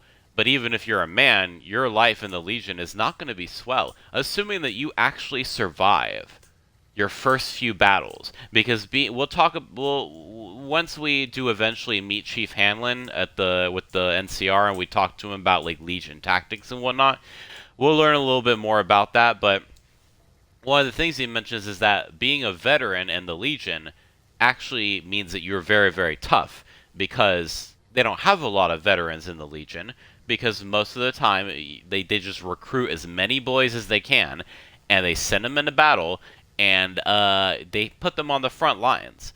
Typical Legion formation is you put the weakest in the front and the strongest in the back. And like it's like kind of like a sliding scale. Like there's different tactics for different people, like different legates will have different variations of that, but you always have new recruits on the front lines. And this way it kind of weeds out the weak, because obviously if you're sending a bunch of people, like for instance in the NCR, you're sending a bunch of young men / boys into essentially a death corridor or a firing squad, then not only are you going to have to come out of that battle alive, so not take any lethal shots, but if you do get you do get an injury of any kind, you have to recover without ibuprofen, without morphine, and apparently getting shot in real life, because you see the movies, like someone gets shot in the stomach, they kind of hold that, like they're like mildly inconvenienced by it. Like they'll still like walk around and everything, but they're just kind of clasping that area, like they have a tummy ache or they're on their period or something, and it's like, you know, inconvenient, like somewhat painful. In real life, you get shot anywhere, that is taking you out of the fight. You can survive depending on where you get shot, depending on how quickly you get medical intervention, but it takes such stress on your body. That is a recovery.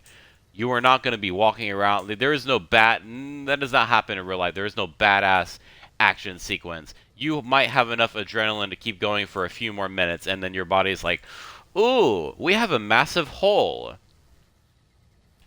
And just like unlike in video games, if you get injured, that could be whatever, even if you recover from the injury, you might have lasting effects from that, depending on where you get hit. It might always hurt when you swallow, or when you breathe a certain way, or you might have back pain. Basically, you're supposed to recover on your own. You're supposed to survive the battles. You're supposed to recover on your own. And you're supposed to come out still able to do your thing. So you survive 1 or 2 battles, you basically got it made, right? That's when you know you're pretty skilled, or at least tough, and then you could still be killed in future battles, but that's basically how they separate the men from the boys. No pun intended. And that's how they operate. So that's superior? That's better than living as a tribe? Are you serious? Then that's better than living among a community, a family of families, where everybody knows each other. Everybody's operating communally to take care of each other, to take care of their needs.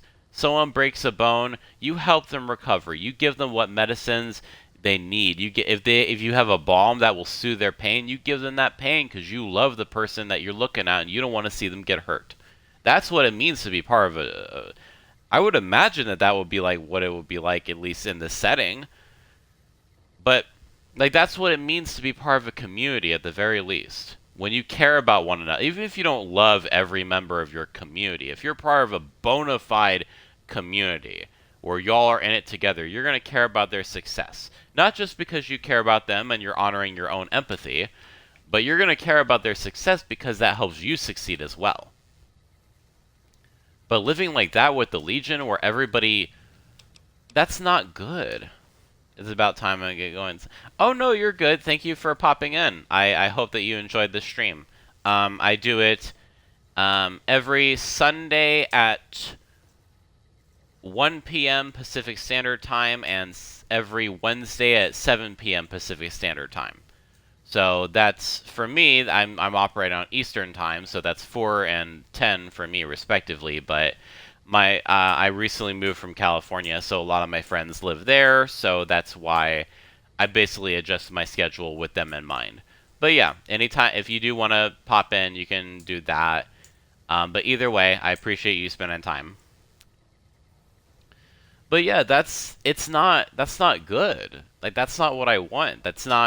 There's no reward for that, and basically, like, it's like a real-life denial thing. I don't even think that they actually believe that that's better. I don't think Lucius, like, that's another thing, like, the whole enslaving woman aspect. I don't feel like calling that misogyny. That's, like, above and beyond.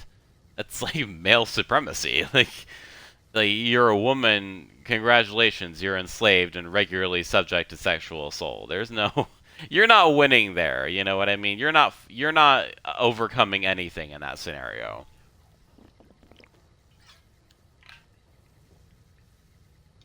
Friggin', what do you call it? Thank you for the follow. I have a policy for myself. I don't ask for follows or anything like that, but I always appreciate when people do. I just know it's annoying when I'm, like, watching a YouTube video or something, like and subscribe for more, and I'm like, if I like it, I will, and if I want to see more, I'll subscribe. I don't need to be told to. I don't need my hand held through that. It's a thinly veiled ad. But you know what? But it's like, on any bonds with women that you would have had in the tribe, and then you get conquered, now you're just enslaving them? Like, imagine, like, looking at, like, any woman that, like, even your own family, people who were your family, and now they're, like, gathering things for you under pain of death. And one thing I will say, and this is, I'm not a woman, I'm not binary, but I'm not a woman, so I don't know what it is to be a woman, so I'm just letting you all know that. This is, from the outside, this is what I can see. This is what I think that I've gathered for a hypothesis as to why he does not let women be a part of the Legion. Because Caesar himself, he doesn't actually, I don't think he believes, like, he talks to you the exact same way if you're a female courier. So, and he doesn't, like, you can't even ask him about the misogyny thing, so this is all just conjecture, but... To generalize, I'm not trying to say that men are idiots, by any means. I just mean, typically, especially if tribes are modeled after indigenous nations in real life, women are typically going to be in positions that require a bit more perception, a bit more intellect, a bit more empathy than in other positions where they might not be as plentiful in. So that might just be a socialization aspect. That might just be one of the aspects. Like, if you are a woman, maybe you are raised to believe this way. You might be raised to focus more on emotional literacy than men might. But also, if you are conquering any group of people, and you find that on average women tend to be smart enough to suss out, hey, this is bullshit, then that's going to be a threat to you. So the men are the easiest to manipulate, and the women are the most difficult to manipulate. Because women not only are going to be smarter, or going to be more inclined to be more emotionally literate and be able to properly recognize what's going on, and be able to better coordinate acts of resistance, or plans to get people out of the Legion, to free enslaved people, etc., they also, like, that's just not, it would be more difficult to maintain his power structure if he employed women as equally as he did men. So I think the thing that he tells the Legion is that women are inferior, right? That they're both physically and intellectually inferior. When in reality, he doesn't even believe that. He literally grew up in the NCR when Tandy was president, and he recognized how popular she was, and the fact that as soon as the NCR lost her, that's when they started going downhill. And it's not even that, like, and how they're supposed to be a democracy, but because they kept electing the same person over and over again, clearly that's not their natural inclination, the NCR. So for them, democracy is a weakness. And I don't necessarily disagree with that. But again, like, he knows better, right? That's not his philosophy. Some of the stuff that he says, he actually, like, some of the stuff that he enforces, he actually believes himself.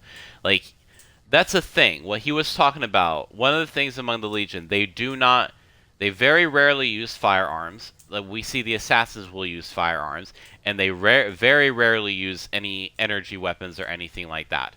Because those are degrees of technology that he wants nothing to do with. That's why I asked him, why don't you have your legionaries do that? Because I wanted him to talk about that thing that he was talking about with the,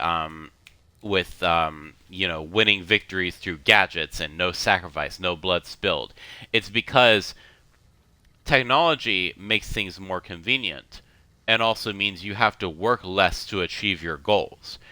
And that's not what he wants. He wants the Legion to work as hard as possible while still being able to fulfill his goals, what he wants. So if they are anyone who's exposed to the idea of, holy shit, the Lord Kaisar, we can totally use this robot army. He's like, oh yeah, that's real neat. Can you turn around real quick? I'm just gonna check your brain real quick for make sure the bullet goes in properly. Like, wait, what?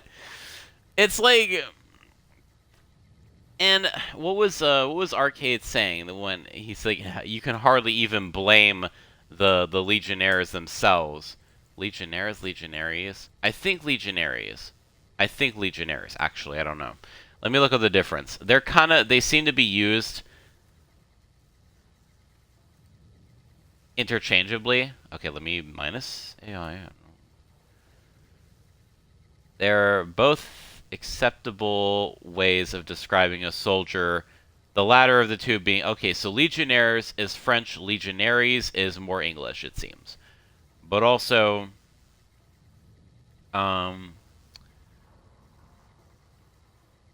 okay. That's not, let me look. A legionnaire is a single person member of a unit as part of a legion. And then what's a legionary? Let me look.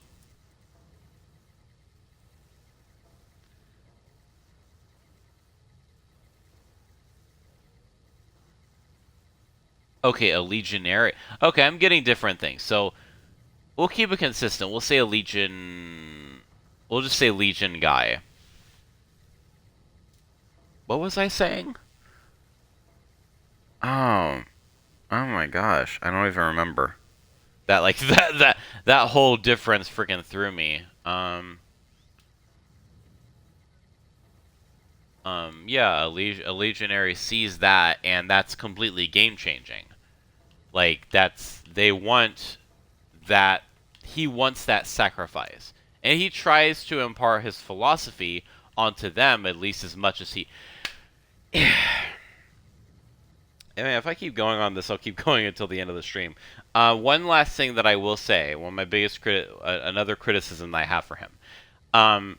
He talks shit about the tribes that he's conquering being backwards and ignorant and, you know, not knowing what they're doing, being an example of the downfall of civilization. And yet, he willfully keeps the Legion ignorant of anything he doesn't want them to know about. And just does not share that knowledge with him because he believes that that's how they're going to survive, by not having that knowledge.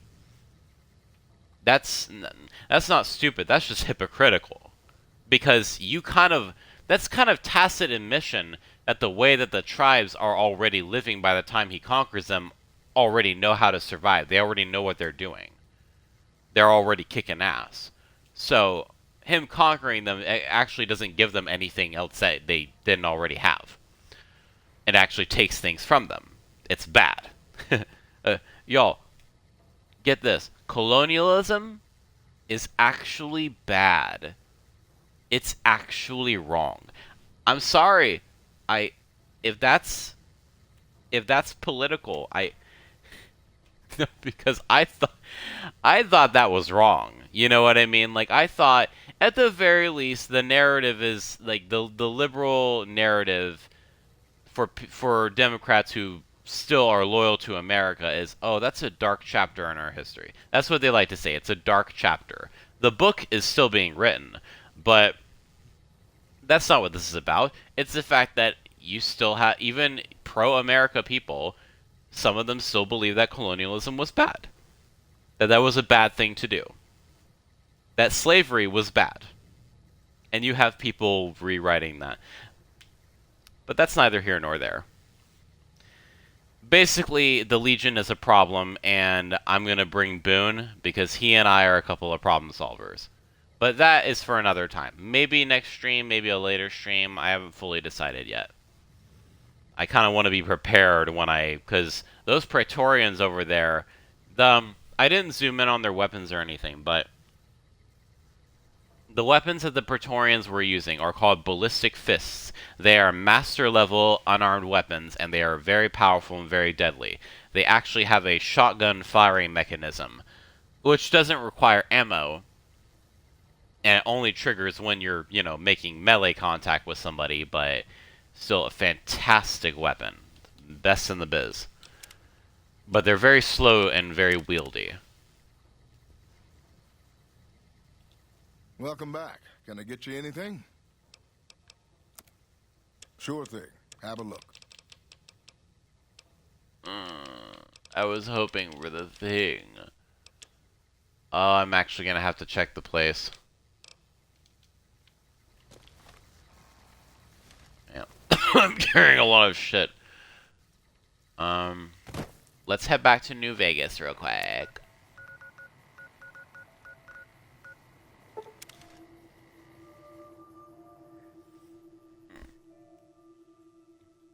But yes, it's a bit odd to be complaining about this supposed ignorance while actively enforcing. Like, that's the thing.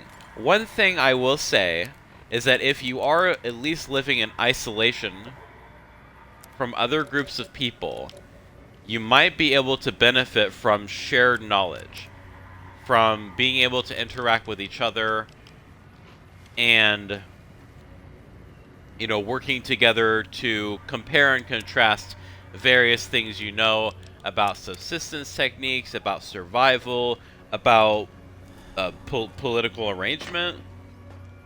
Like, if you find that however you're governing yourselves could use some work, and maybe the tribe that you're interacting with has a better idea.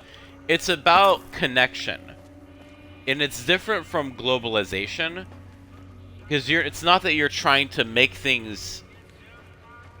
You're trying to make knowledge more accessible. That's the thing. That's what's important.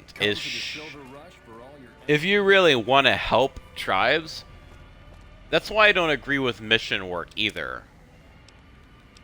Like, what the followers are actually trying to do with the tribes, that's not missionary work. That's actually giving them knowledge that will help them survive and grow, and having no strings attached to it.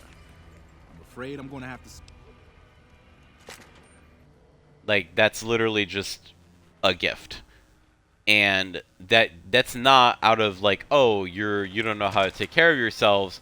That's, you might not know some of the things that I know, and vice versa. We can compare and contrast knowledge. Don't think that just because someone doesn't use some of the same things you do, or doesn't live the same way that you do, that there's nothing you can learn from them.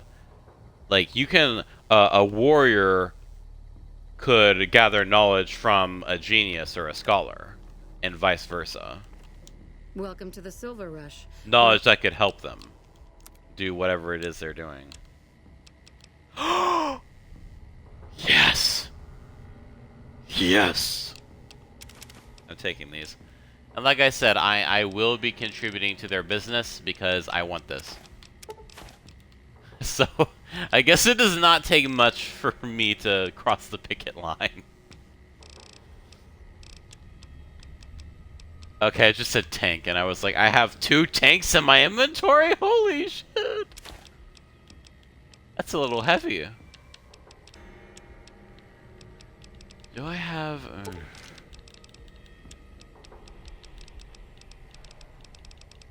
Oh well, money is meant to be spent. Oh wait, does she have a Gatling laser? No, she did not. She does not. Am I carrying so freaking much? Okay, I'm going to... We're gonna exit. We get our shit back. Right? Got all our shit back. We do. Oh my gosh. Oh my gosh. Give me this. I'm kind of... No. I need to make that a moment. That needs a dedicated moment, because I've been looking for that thing for a few streams, you know? Alright, moment of truth.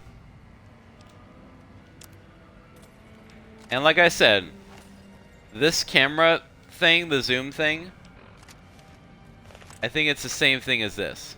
Except even greater zoom, obviously. If it's not it doesn't look the exact same, but man, is that thing beautiful. Oh my goodness. Oh, I'm gonna test out this baby. I'm gonna test out this baby. Let's test it out on the friggin'... I'm actually very happy with this stream. You know, sometimes like I'll do a stream or a reaction. The table's more friendly, and the women are just like the booze. I'm talking to my audience. Stop advertising to me. Make You a know, brief stop at the I Atomic will. Wrangler, where the booze is cheaper, the table's more... I'm gonna walk away. I'm gonna walk away from the infuriation.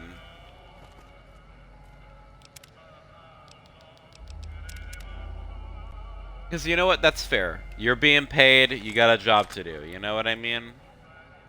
So I will... Oh, there he is. There he is. Oh, oh, oh! Oh, wait. Where the fuck is he? Okay, he just killed... Somebody killed the crier.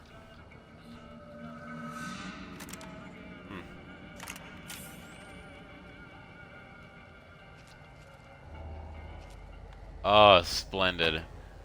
Oh, and I get to do this. Head on down.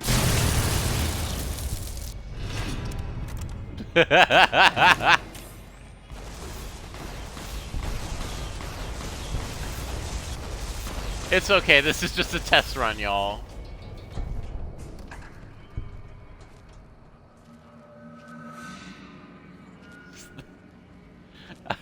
I was like, what the fuck do you think I'm doing here?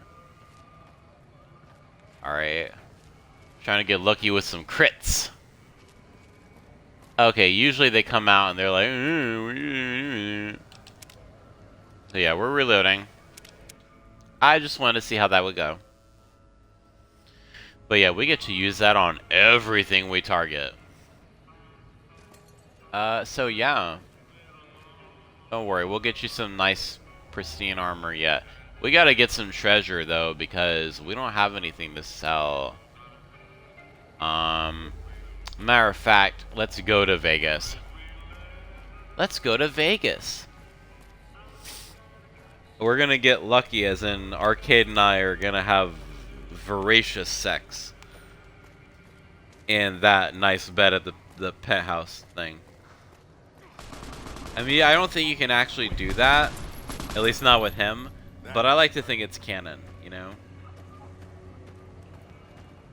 Like, we're gonna have, like, one of the Securitrons is gonna have to come in and clean the bedding afterwards. Probably get new bedding, honestly. And he's a doctor, so we can spill some blood and still be fine.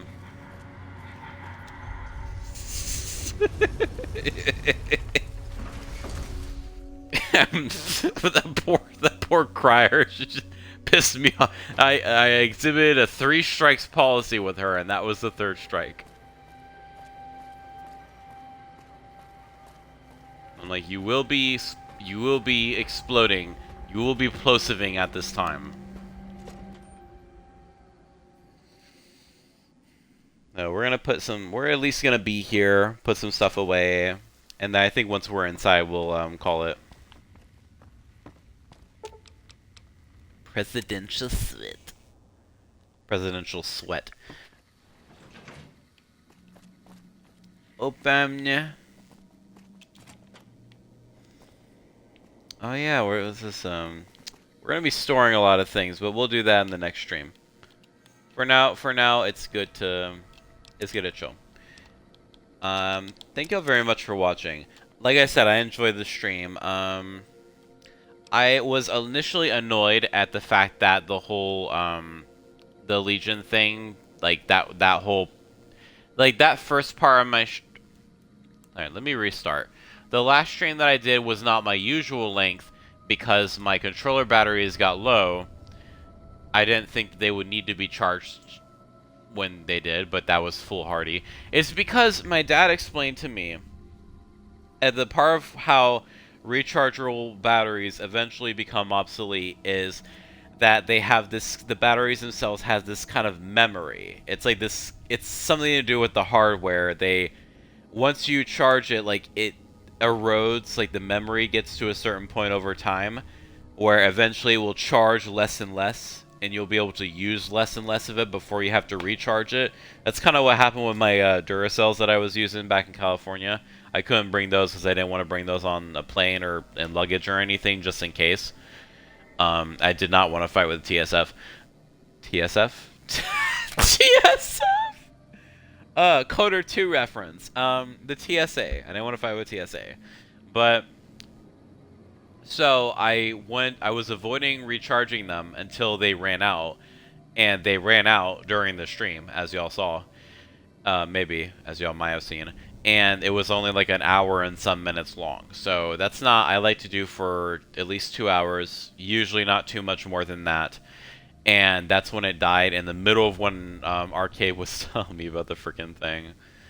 It's still reeling over the fact he's like, actually, I'm gonna keep talking anyway. I'm like, I don't know whether to be incredibly aroused or incredibly pissed off or some weird combination of both, but we're gonna reload anyways. But basically the first time I was having that conversation with him, that's when it cut out. And I was annoyed by that, but I'm kind of glad that the Legion, like the fort, was its own dedicated stream.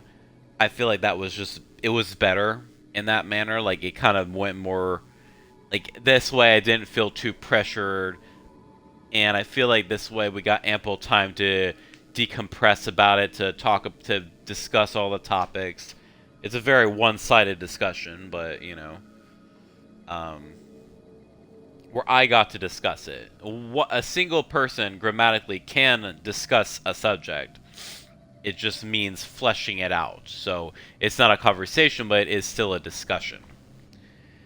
And yeah, I think this is a good spot. And the next stream will begin just by putting away the stuff that we want to store, the stuff that we're collecting. I do want to collect and modify various energy weapons because that's where my bread and butter is. And we'll be worrying about that in the next stream. Like I said, thank y'all for watching, and I hope y'all have a wonderful rest of your day.